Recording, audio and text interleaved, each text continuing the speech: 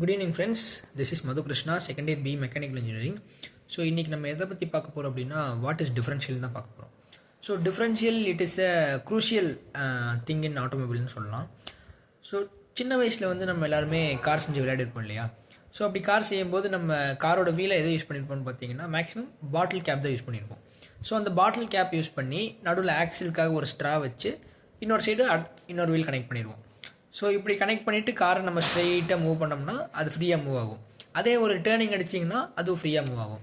Suppose நம்ம அந்த வீலையும் ஆக்சிலான ஸ்ட்ராவையும் நம்ம வந்து எப்படி கனெக்ட் பண்ணுறோன்னா, கம் போட்டு கனெக்ட் பண்ணுறோன்னு வச்சுக்கோங்க.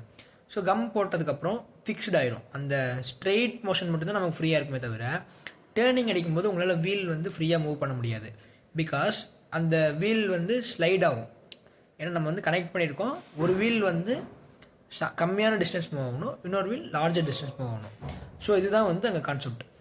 ஸோ ஆட்டோமொபைலில் டிஃப்ரென்ஷியல் வந்து எதுக்காக யூஸ் பண்ணுறோன்னா, இந்த பர்பஸ்க்காக தான் யூஸ் பண்ணுறோம். டிஃப்ரென்ஷியலில் பேரே இருக்குது பார்த்தீங்களா, டிஃப்ரென்ஷியேட்ஸ்.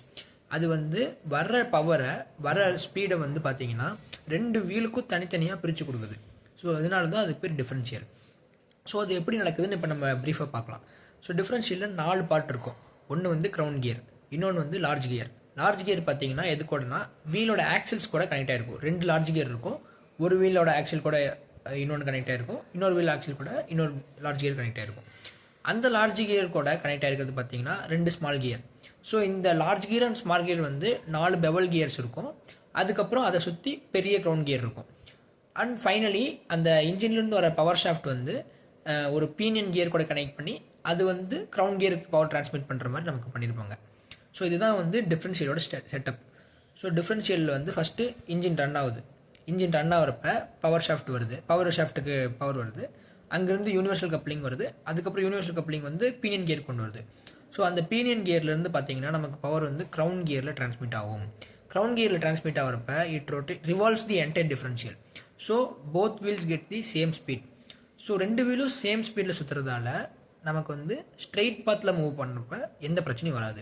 சப்போஸ் ஒரு டேர்னிங் எடுக்கிறோம், நம்ம நார்மலாக வீலை வந்து ஆக்சில் கூட கனெக்ட் பண்ணியிருப்போம், நட் போட்டு கனெக்ட் பண்ணியிருப்போம்ல. ஸோ அதனால் வீலால் இண்டிபெண்ட்டாக ரொட்டேட் ஆக முடியாது, ஆக்சில் கூட சேர்ந்து தான் ரொட்டேட் ஆகணும். ஸோ அப்போ ஒரு லெஃப்ட் டேர்ன் வருது ஆர் ரைட் டேர்ன் வருது அப்படின்னா, இன்சைட் வீல், அதாவது டேர்னிங்க்கு எந்த சைடு டேர்ன் பண்ணுறோமோ அந்த சைடு இருக்கிற வீல் வந்து இன்சைட் வீல், அந்த சைடில் இருக்கிறது outside wheel. Inside wheel வந்து கம்மியான ரொட்டேஷனில் கம்மியான ஸ்பீடில் ரொட்டேட் ஆகணும். அவுட் சைட் வீல் வந்து லார்ஜர் ஆர்பிஎம்மில் ரொட்டேட் ஆகணும். இதுதான் வந்து கான்செப்ட். ஸோ எதனால் அப்படின்னா, இன்சைட் வீல் நமக்கு கம்மியான டிஸ்டன்ஸ் கவர் பண்ணால் போதும். பட் அவுட் சைட் வீல் வந்து இந்த வீலோட இதை மேட்ச் பண்ணுறதுக்காக அது வந்து ஜாஸ்தியான ஸ்பீடில் சுற்றி மோர் டிஸ்டன்ஸ் கவர் பண்ணணும். ஸோ நம்ம டிஃப்ரென்ஷியலுக்குள்ளே வருவோம். ஸோ டிஃப்ரென்ஷியலில் வந்து ஸ்ட்ரெயிட்டாக மூவ் வரப்போ க்ரௌண்ட் கியர் வந்து என்டையர் டிஃப்ரென்ஷியல் ரொட்டேட் பண்ணுது.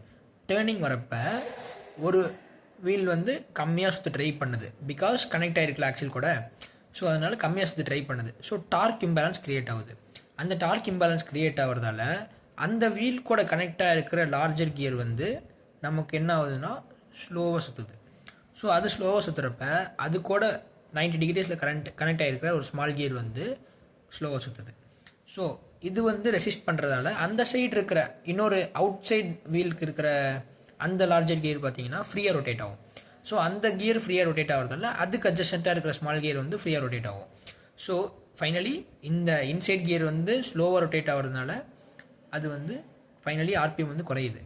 அவுட் சைட் கியர் வந்து ஃப்ரீயாக ரொட்டேட் ஆகிறதால அதுக்கு வந்து ஆர்பிஎம் இன்க்ரீஸ் ஆகுது. So this is the concept of differential. If you have any doubts please DM me. Thank you.